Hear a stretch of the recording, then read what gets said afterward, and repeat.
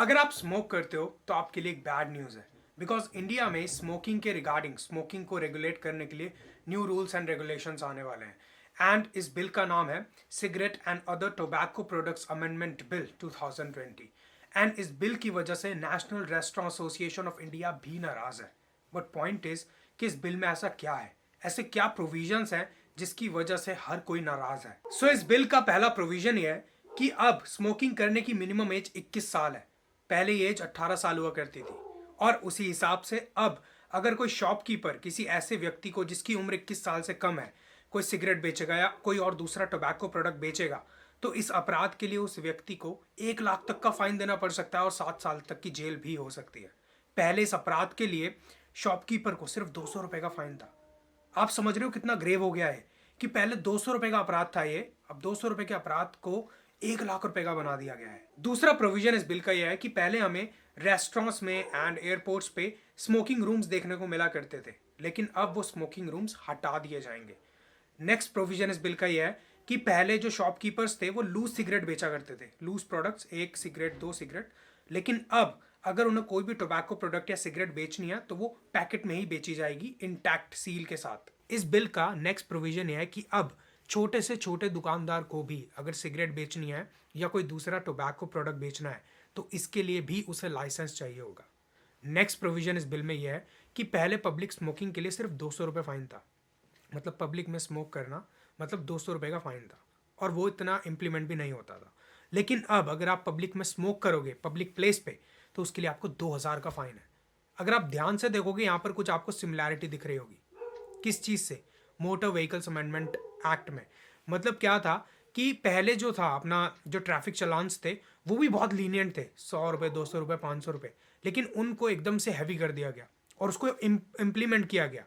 मुझे ऐसा लग रहा है कि अब जो पब्लिक प्लेस में स्मोकिंग करते हैं लोग, पहले उसकी इम्प्लीमेंटेशन नहीं थी, 200 रुपये का फाइन था, लेकिन इसके फाइन्स को बढ़ा दिया गया है और अब मुझे लगता है कि इसकी इम्प्लीमेंटेशन भी हैवी होने वाली है। तो इस बिल की वजह से सभी स्मोकर्स परेशान हैं, यहाँ तक कि national restaurant association of India भी परेशान है। क्यों? क्योंकि उनके लिए तो नुकसान ही है ना, क्योंकि एयरपोर्ट्स एंड रेस्टोरेंट से जो स्मोकिंग रूम्स थे उनको हटा दिया जाएगा। बट मेरा क्या व्यू है इस बिल पर?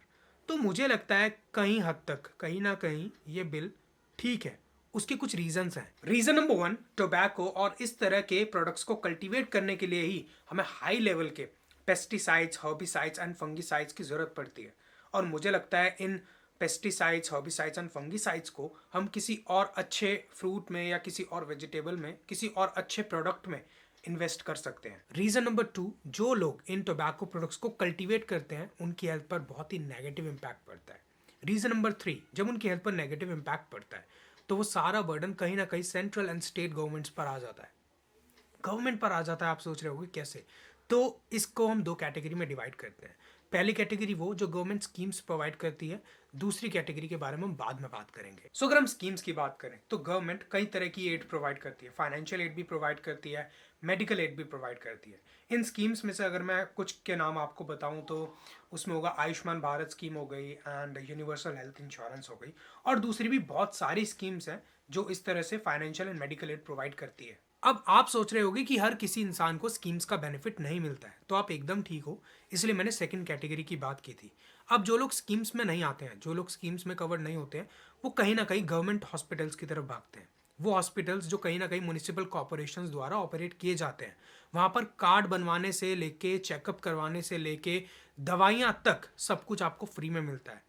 तो अल्टीमेटली जब आप बीमार पड़ोगे इन प्रोडक्ट्स को यूज़ करके, इनकी फार्मिंग करके, कल्टीवेशन करके, आपके लंग्स ख़राब होंगे या कोई और बीमारी होगी आपको, तो इन हॉस्पिटल्स के अंदर आपको फ्री ऑपरेशंस की सुविधाएं भी मिलती हैं। तो अल्टीमेटली हम कह सकते हैं कहीं ना कहीं जो बर्डन है वो स्टेट गवर्नमेंट या सेंट्रल गवर्नमेंट पे आ जाता है। अब एक चीज़ मैं आपको यहाँ पर बोलना चाहूँगा कि यार प्लीज़ गवर्नमेंट को किसी पॉलिटिकल पार्टी से एसोसिएट मत करना। ये मैं बहुत जनरल सेंस में बोल रहा हूँ कि स्टेट गवर्नमेंट पर भी आता है जो स्टेट गवर्नमेंट की स्कीम होती है, ठीक है, और सेंट्रल गवर्नमेंट पर भी इसका बर्डन आता है। लेकिन एक चीज़ है जो मैं उन लोगों से पूछना चाहूँगा जो इस बिल से नाराज़ है, चाहे वो कोई एसोसिएशन हो, चाहे वो कोई इंडिविजुअल हो, वो नाराज़ हैं कि भाई बहुत ज़्यादा स्ट्रिक्ट कर दिया है मामला, ठीक है।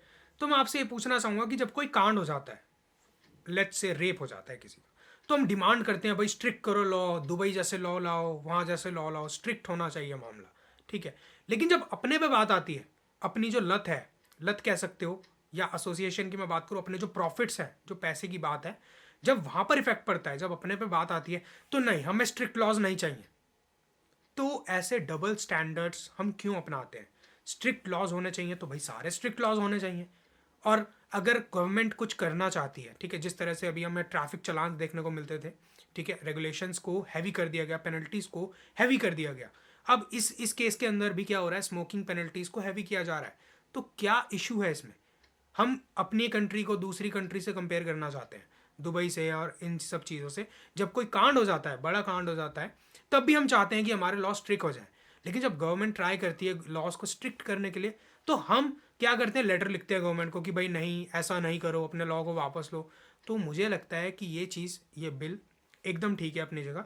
बाकी आपके व्यूज़ मोस्ट वेलकम है कमेंट सेक्शन में। एट लास्ट एक चीज़ और कहना चाहूँगा कि अगर एयरपोर्ट से एंड रेस्टोरेंट से स्मोकिंग रूम्स हटा भी दिए जाते हैं, तो मुझे नहीं लगता कि इतना ज़्यादा प्रॉफिट मार्जिन में फ़र्क पड़ेगा।